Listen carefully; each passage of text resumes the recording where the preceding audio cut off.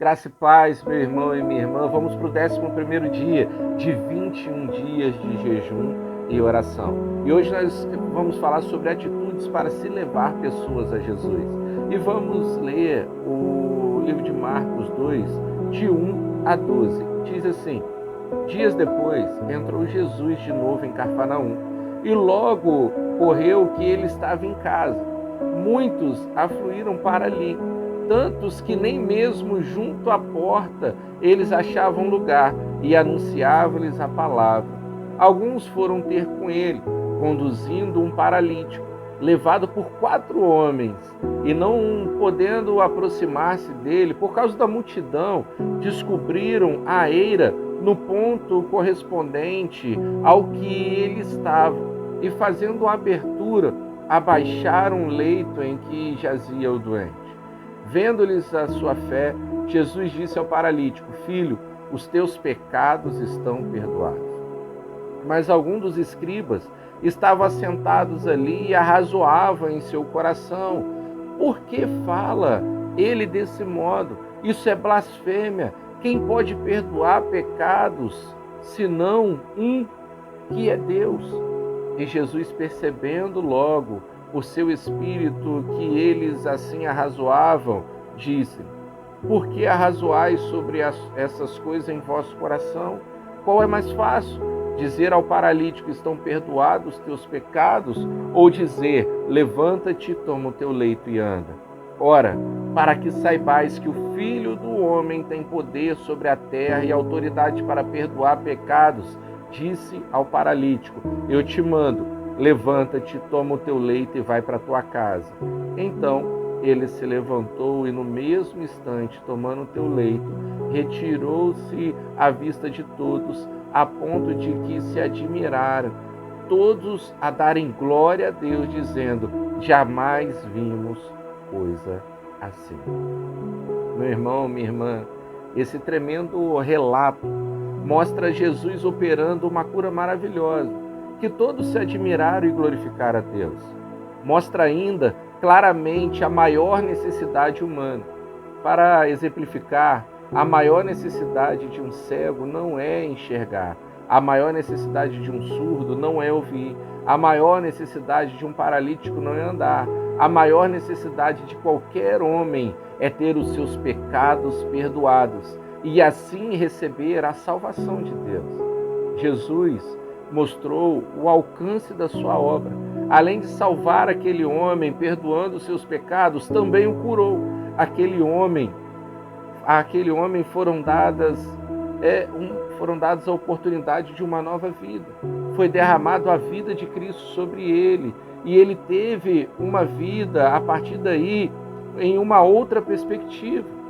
Entretanto, um fato muito importante chama a nossa atenção nesse relato. Aqueles que conduziram o paralítico até Jesus foram amigos dedicados. Eles tinham um propósito muito claro: levar aquele homem até Jesus. No comportamento daqueles 4 amigos, nós vemos atitudes necessárias e importantes para se conduzir pessoas a Jesus. Sabe quais são? Primeiro, disponibilidade. Para conduzir alguém a Jesus é necessário estar disponível. Logo que eles souberam que Jesus estava na cidade, eles se dispuseram a levar o paralítico. É muito importante estarmos dispostos para que Deus deseja fazer. Nós devemos estar dispostos para a obra de Deus, disponível para o que Deus deseja fazer em nossa vida e através de nós. Certa vez, Deus declarou através do profeta Ezequiel, está escrito em Ezequiel 22:30, Busquei entre eles um homem que tapasse o muro e se colocasse na brecha perante mim, a favor dessa terra, para que eu não a destruísse, mas ninguém achei. Incrível! Deus não encontrou ninguém. Se Jesus hoje passar em nossa igreja, será que ele encontrará alguém? Será que ele vai ver alguém disponível para entrar na brecha? Estamos disponíveis, meu irmão e minha irmã, para fazer a diferença na vida de alguém, para fazer a diferença nessa terra? Um outro ponto é perseverança. O relato bíblico informa que os 4 não conseguiram entrar pela porta da frente por causa da grande multidão concentrada ali naquele lugar. Muitos desistiram naquele momento, alegando dificuldade, dizendo que não tinha como, que fizeram o possível para estar ali, mas não conseguiram. Entretanto, eles não se deixaram levar pelos desafios, pelos obstáculos. Amarraram um paralítico numa maca, subiram com ele no telhado e fizeram uma abertura, desceram com ele e o colocaram aos pés de Jesus. Ah, meu irmão e minha irmã, há várias exortações na Bíblia relacionadas à perseverança. Jesus contou uma parábola sobre o dever de orar sempre sem desanimar em Lucas 18.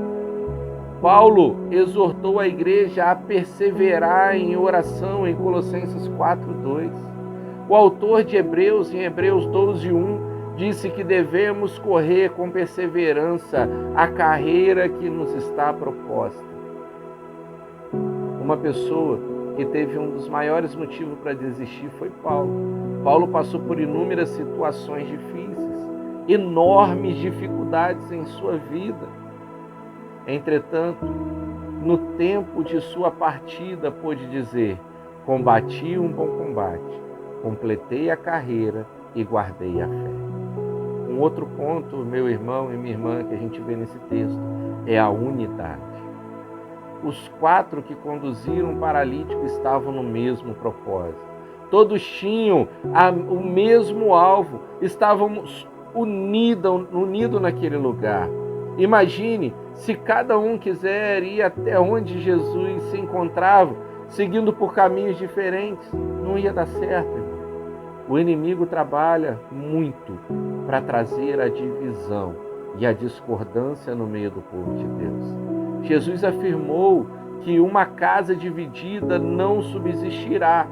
É impressionante como somos dispersos e perdemos o alvo com muita facilidade. Paulo deu uma exortação à igreja sobre unidade, apresentando um argumento tremendo. Olha o que ele falou em Efésios 6. Rogo-lhes que vivam de maneira digna da vocação que receberam.